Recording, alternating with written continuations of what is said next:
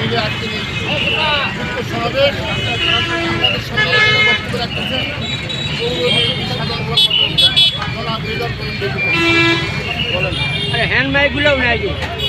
কর্মসূচি হিসাবে আজকের এই বিক্ষোভ প্রথমেই আজকের বিক্ষোভে অংশগ্রহণ করার জন্য আপনাদেরকে সকলকে পৌর বিএনপি উপজেলা বিএনপি সহ অঙ্গ সংগঠনের পক্ষ থেকে সংগ্রামী সালাম এবং অভিনন্দন।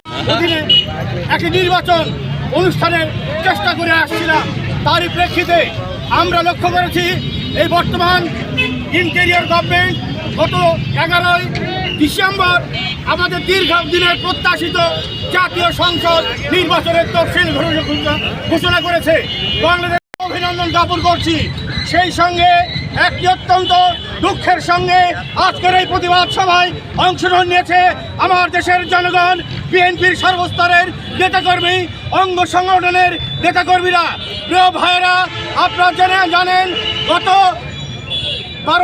12ই ডিসেম্বর নামাজের পর কিছু স্বৈরাচারী বিগত দিনের ফ্যাসিস্ট সরকারের লেলিহান কুত্তারা আমাদের বিগত জুলাই আগস্ট অভ্যুত্থানের নায়ক আমাদের ওসমান হাদি ভাইকে গুলি করে হত্যা করার চেষ্টা করেছিল।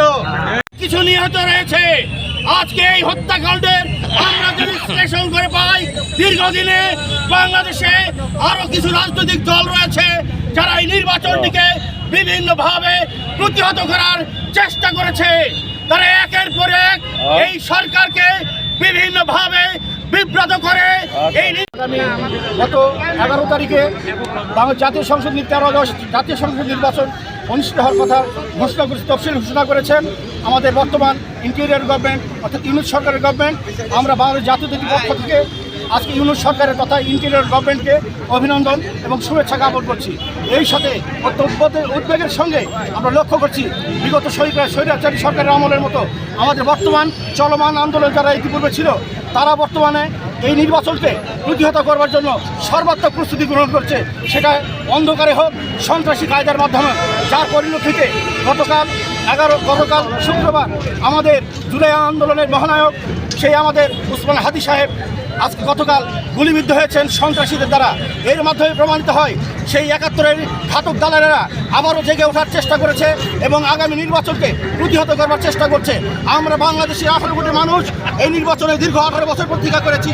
সেই প্রতীক্ষার প্রেক্ষিতে আমরা যে কোনো মূল্যে হোক আজকে আগামী 12ই ফেব্রুয়ারি যে নির্বাচন অনুষ্ঠিত হবে, আমরা শত প্রতিকূলতার মাধ্যমে হলেও এই নির্বাচনকে যে কোনো মূল্যে হোক এই নির্বাচন অনুষ্ঠানের প্রয়োজনীয় ব্যবস্থা করব এবং আমাদের সর্বাত্মকের 18 কোটি মানুষও বিএনপি চায় এই বর্তমান যে আমাদের জুলাই আন্দোলনের মহানায়ক সমন্বয়ক মুক্ত মঞ্চের ইনকলাব মঞ্চের সমন্বয়ক আমাদের ওসমান হাদি ভাই যে গুলিবিদ্ধ হয়েছেন, এই গুলিবিদ্ধের ঘটনায় আমরা তীব্র নিন্দা জানাই এবং সর্বস্তরের মানুষের পক্ষ থেকে এই হত্যাকাণ্ড ঘটবার এবং প্রচেষ্টা চালাবার এবং সন্ত্রাসী কর্মকাণ্ডকে প্রতিহত করবার জন্য এবং আগামী আন্দোলন আমাদের আগামী দিনের যে নির্বাচন রয়েছে সেই নির্বাচনের সকল ধান্দাকে প্রতিহত করবার প্রচেষ্টা আমরা ব্যর্থ করে দেওয়ার প্রত্যয় ব্যক্ত করে আমার কথা শেষ করছি। খোদা হাফেজ। আসসালামু আলাইকুম।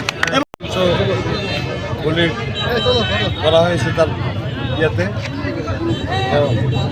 এখন পর্যন্ত সরকার তার ফয়সালা করতে পারে নাই। এরা অযৌক্তিকভাবে এই নির্বাচনকে পিছনের জন্যই সব ষড়যন্ত্র পায়তারা করতেছে। আপনারা জানেন ফ্যাসিস্ট আওয়ামী লীগ সরকার সহ আজকে আওয়ামী লীগ সরকারের যারা দোসর জামাতে ইসলাম তাদের সকলের মদতে এই হত্যাকাণ্ড প্রচেষ্টা হয়েছে। আর আমি একটা কথা বলতে চাই, সকল প্রচেষ্টাকে নস্যাৎ করে আজকের 12 ফেব্রুয়ারি যে নির্বাচনের তারিখ ঘোষণা করেছে, ইনশাআল্লাহ এই তারিখটা ঠিক সঠিক থাকবে এবং এই তারিখ যাতে নির্বাচন করতে না হয় এই ফ্যাসিস্ট লোকেরা তারা এই বাঞ্চাল করার চেষ্টা করতেছে, এটা তারা কোনোদিন সফল হতে পারবে না ইনশাআল্লাহ। আমাদের নেতা তারেক রহমান আগামী 25 তারিখে বাংলাদেশের মাটিতে পা দেবে। পা দেওয়ার সঙ্গে সঙ্গে বাংলাদেশ জাতীয়তাবাদী দল সহ সকল দল উজ্জীবিত হবে ইনশাআল্লাহ। আমি এই হাদির এই গুলিবর্ষণের বিচার ধিক্কার জানাই, প্রতিবাদ জানাই এবং বিচার চেয়ে আমার বক্তব্য এখানে শেষ করছি। আসসালামু আলাইকুম। দুপুরবেলা হঠাৎ করে ইনকিলাব মঞ্চের সমন্বয়ক হাদির উপরে গুলিবর্ষণ এটা দেশের নির্বাচন এবং ভোটারের জন্য আসেনি সংকেত বলে আমি মনে করি এবং বিএনপি পরিবার তথা জাতীয়তাবাদী দল বিএনপির পক্ষ থেকে আমরা তীব্র প্রতিবাদ জানাচ্ছি। এই হামলার সঙ্গে যারা জড়িত এবং সহযোগী তাদেরকে দ্রুত আইনের আওতায় এনে বা প্রকাশ্যে প্রকাশ্যে গুলি করে মারার কথা বলছি, তাহলে আর কোনো কুচক্রী এই ধরনের ঘটনা এই 12 ফেব্রুয়ারি নির্বাচনকে বানচাল করার চেষ্টা করবে না এবং হাদি যেন আমাদের মাঝে সুস্থ হয়ে ফিরে আসতে পারে এই আশাবাদ ব্যক্ত রেখে শেষ করতে চাই। সারা দেশের ন্যায় আজকে দিনাজপুরে বিক্ষোভ সমাবেশ হয়েছে। এই বিক্ষোভ সমাবেশের মাধ্যমে আমরা তীব্র নিন্দা জানাই একটি কুশলী মহল, একটি দল যারা নির্বাচন প্রতিহত করার লক্ষ্যে বারবার বলছিল এই পিআরের মাধ্যমে নির্বাচন চাই, পিআরের মাধ্যমে নির্বাচন চাই। ওরা বলেছিল এই নির্বাচন আমরা হয়ে দিব না।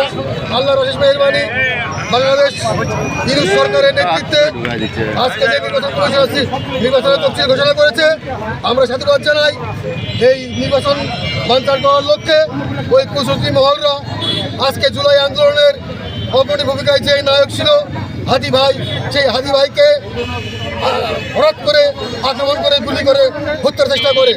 আমরা বিএনপির পক্ষ থেকে তীব্র নিন্দা জানাই এবং তীব্র প্রতিবাদ জানাই।